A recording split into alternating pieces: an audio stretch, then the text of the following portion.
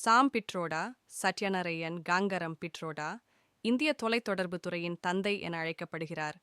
1942இல் ஒடிசா மாநிலத்தில் பிறந்த இவர், அமெரிக்காவில் இன்ஜினியரிங் படித்த பின், தனது அறிவை இந்தியாவின் வளர்ச்சிக்காக பயன்படுத்தினார். 1980களில் முன்னாள் பிரதமர் ராஜீவ் காந்தியின் ஆலோசகராக இருந்து தொழில்நுட்ப மிஷன்கள் டெக்னாலஜி மிஷன்ஸ் மூலம் நாடு முழுவதும் தொலைத்தொடர்பு வளர்ச்சிக்கு அடித்தளம் வைத்தார்.